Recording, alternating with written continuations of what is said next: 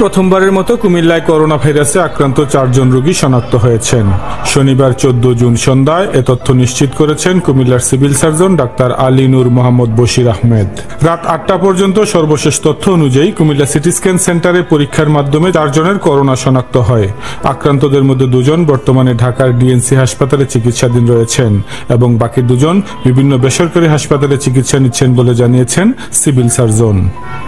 আক্রান্তদের মধ্যে কুমিল্লার 14গ্রাম উপজেলার বঙ্গপুষ্কুনি এলাকার 1 জন, কুমিল্লা নগরীর উজিরদিঘিরপাড় এলাকার 1 জন, বুড়িচং উপজেলার 1 জন এবং কুমিল্লা সদর উপজেলার আলাখারচর এলাকার 1 জন রয়েছেন বলে নিশ্চিত হওয়া গেছে।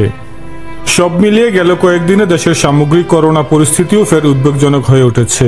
স্বাস্থ্য অধিদপ্তরের সর্বশেষ তথ্য অনুযায়ী গত 24 ঘন্টায় দেশে নতুন করে 15 জনের দেহে করোনা ভাইরাস শনাক্ত হয়েছে। এদিকে করোনা সংক্রমণ ঠেকাতে চিকিৎসা প্রস্তুতি হিসেবে সারা দেশে যখন হাসপাতালগুলোর প্রস্তুতির জন্য কার্যক্রম হাতে নেওয়া হয়েছে, ঠিক তখনই জনবলের অভাবে বন্ধ হতে চলেছে কুমিল্লার 2টি সরকারি আইসিইউ ইউনিট। গত করোনার মৌসুমে বিশেষায়িতভাবে জীবন রক্ষাকারী এইসব ইউনিটে 60টি বেড স্থাপন করা হলেও এবার করোনা শুরুতে এসব আইসিইউ ইউনিটের বেহাল দশা দেখা দিয়েছে। বিগত 8 মাস ধরে চিকিৎসক স্টাফদের বেতন ভাতা বন্ধ থাকায় অনেকটাই অচল হয়ে আছে 150 কোটি টাকা মূল্যের আইসিইউ সরঞ্জামাদি।